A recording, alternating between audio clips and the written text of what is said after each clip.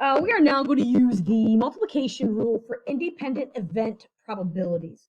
Now, with independent events, that means the probability of one event does not impact the probability of the other. So they're completely unrelated events.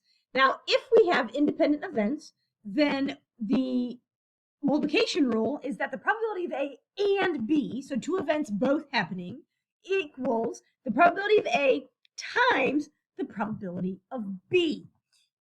So multiplication rule, independent events, if we have and, we're going to multiply the probabilities together. Okay, so let's jump in. Billy and Joelle are playing a game where they roll a 6-sided die and then choose a card from a standard 52-card deck. So you'll notice that these are independent because no matter what you roll on the die, that's not going to impact what card you're pulling from the deck. Therefore, we have independent events. So what is the probability Billy will roll a 4 and choose the Jack of Spades? So we're looking for a 4 and the Jack of Spades. Okay, for you non-card playing people, there is exactly one Jack of Spades in a standard 52-card deck.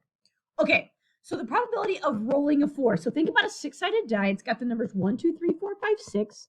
So the probability of rolling a 4 is 1 out of 6 because one side is a 4. There are 6 total sides. So that's the probability of A. Because remember, we want the probability of 4 and the Jack of Spades is the same as the probability of 4 times the probability of the Jack of Spades. So the probability of a 4 is 1 out of 6. And the Jack of Spades, there's exactly one of them, and there are 52 cards. So the probability of Billy rolling a 4 and then choosing the Jack of Spades is 1 out of 312. Because if you multiply 6 by 52, you get 312. And that's the probability. Okay, so let's look at another one. The probability of finding a worm under a stone is 0.64. The probability of finding a worm under a stone and tripping on a shoelace is 0.4. Obviously, this is totally made up. But these are independent, right? So finding a worm under a stone and tripping on a shoelace have nothing to do with one another. So if these two are independent, what is the probability of tripping on a shoelace? Okay, so remember, we're talking about the probability of finding a worm and tripping on the shoelace is the probability of the worm times the probability of tripping on the shoelace. So let's plug in what we know. We know the probability of finding a worm under a stone. That goes here. And the probability of finding a worm and the shoelace, that's over here, is 0.4. That means we are missing the probability of tripping on a shoelace.